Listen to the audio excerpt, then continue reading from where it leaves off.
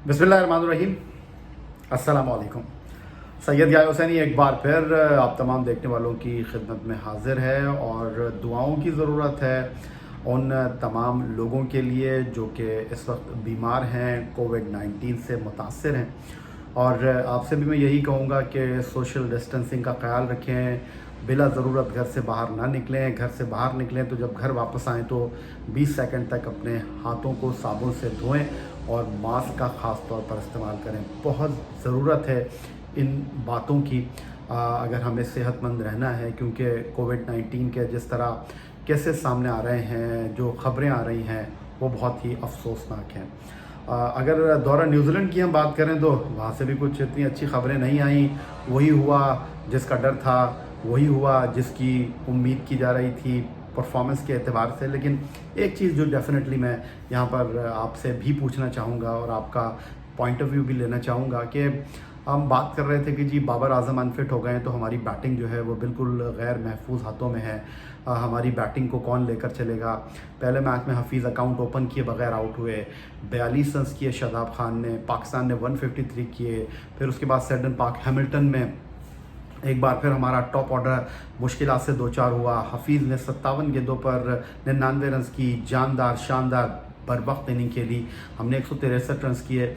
मुझे नहीं लगा कि नो डाउट बाबर आजम एक अच्छे बल्लेबाज हैं। बाबर आजम T20 रैंकिंग में टॉप 5 बैट्समैनों में शामिल हैं। पाकिस्तान की बैटिंग का जो है वो सुतून है, लेकिन उनके बगैर भी पाकिस्तान की टीम ने दोनों मैचों में 150 से ज़्यादा का हिंसा अबूर किया और वहाब रियाज, शादाब खान, इमाद वसीम, शाहीन शाह अफरीदी, हारिस रऊफ़, इनको किसी भी तौर पर आप अंडर एस्टिमेट नहीं कर सकते।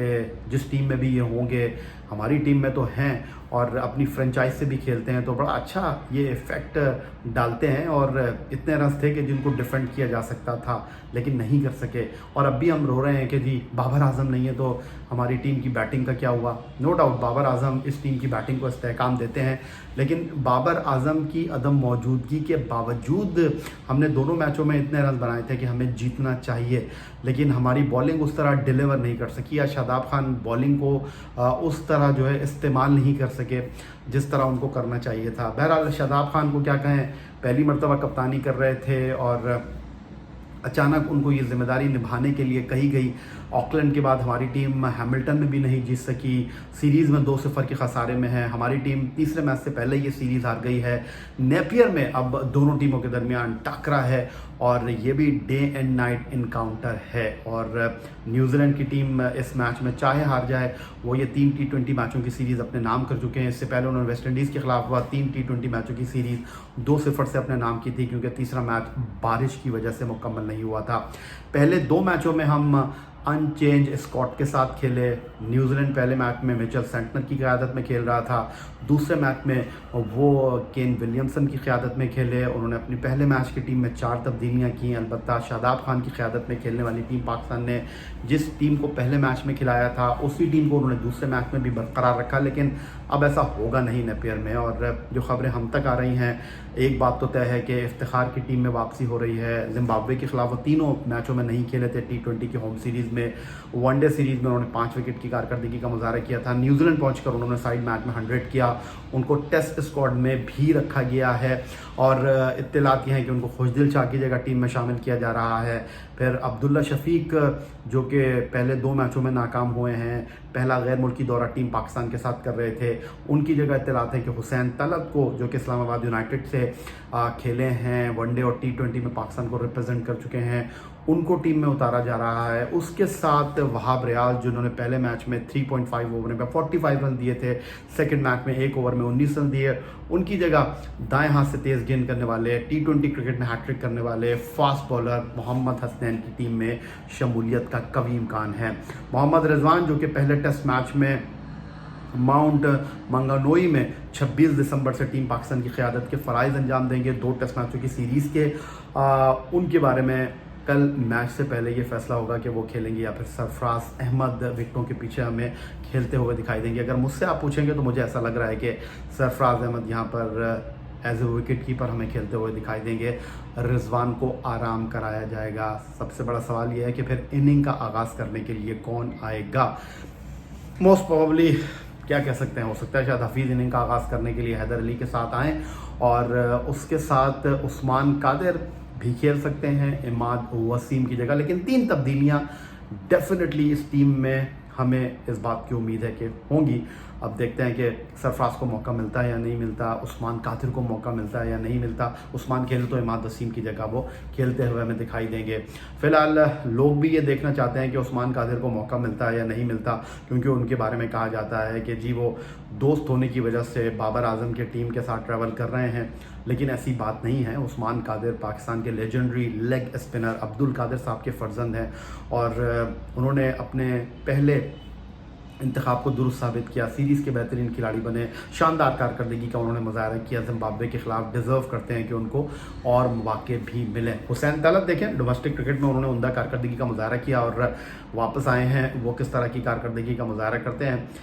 نیپیئر میں اب دونوں ٹیموں کا مقابلہ ہے, اور پاکستان ٹیم اس بات کی اہلیت رکھتی ہے کہ وہ نیوزی لینڈ کو نیوزی لینڈ میں شکست دے. غلطیاں ہماری ٹیم نے کی ہیں, اور ان غلطیوں کا خمیازہ ہم کو بھگتنا پڑا ہے.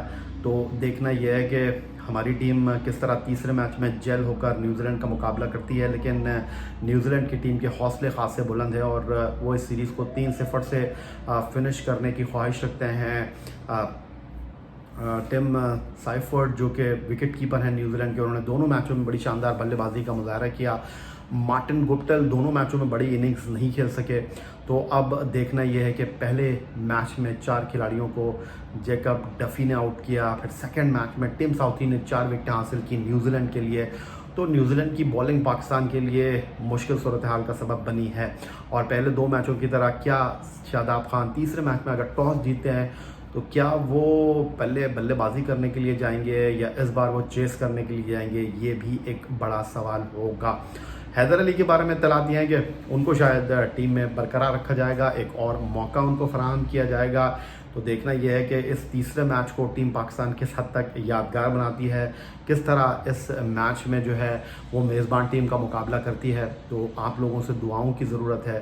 وہ سجاد علی کا گانا ہے نا کہ دعا کرو, تو اس ٹیم کو دعاؤں کی ضرورت ہے, اور شکست کا جو مارجن ہے وہ ہماری ٹیم تیسرا میچ جیت کر جو ہے وہ کم کر سکتی ہے.